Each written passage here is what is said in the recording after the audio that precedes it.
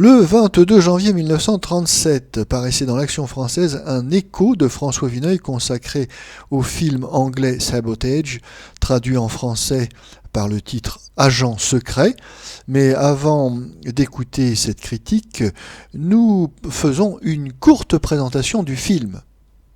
Sabotage, un film de 1936 d'Alfred Hitchcock d'après le roman de Joseph Conrad avec dans les rôles principaux Sylvia Sidney, Oscar Homolka, Desmond Tester et John Loder.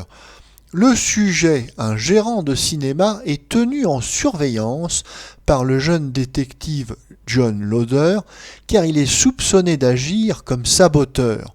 Se sentant surveillé, il confie la livraison d'une bombe au petit frère de sa jeune épouse.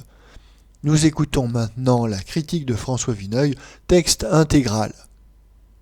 Il est assez paradoxal que l'on n'ait pas davantage utilisé jusqu'ici à l'écran les contes et les romans de Joseph Conrad, avec leur action toujours saisissante et fortement nouée, avec leur atmosphère presque toujours étrange et trouble, et minutieusement précisée, ils fournissent d'incomparables scénarios.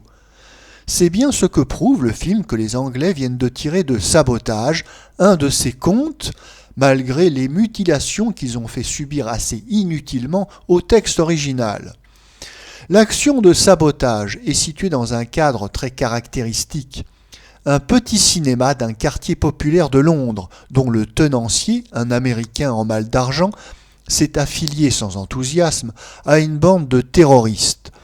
Les figures louches et fermées vont et viennent dans les couloirs, s'enferment pour des conciliabules derrière la cabine de projection.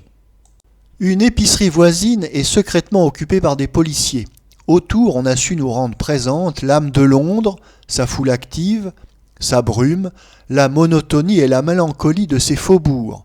Peu d'écrivains ont reflété plus fidèlement que le Polonais Konrad Korzeniowski le génie de la littérature anglaise. Ce sont par exemple ces personnages épisodiques d'un sombre pittoresque, dessinés, dirait-on, par un Dickens tragique et infiniment plus concis. Tel ce vieux marchand d'oiseaux, chevelu, le menton rasé, solennel comme un ancien acteur, qui prépare des bombes dans une arrière-cuisine et les expédie dans une cage à serins. Metteurs en scène et comédiens anglais sentent et rendent cela fort bien. Le film raconte l'odyssée d'une de ces bombes qui doit éclater à 2h moins le quart et qu'un gamin insouciant promène à travers Londres. C'est un de ces scénarios où l'angoisse naît lentement, mais pour ne plus vous lâcher. On ne voit guère à reprocher au metteur en scène que quelques intentions psychologiques imparfaitement traduites, avec des moyens un peu trop appliqués et soulignés, comme dans le cinéma allemand d'il y a 10 ans. La petite artiste américaine Sylvia Sidney, avec son curieux masque asiatique, a été engagée pour la vedette. Est-ce l'effet du dépaysement ? Elle apparaît bouffie, fatiguée, un peu trahie par ses moyens physiques. Ses partenaires londoniens font leur travail sans éclat, mais avec une conviction qui vaut mieux qu'un cabotinage de talent.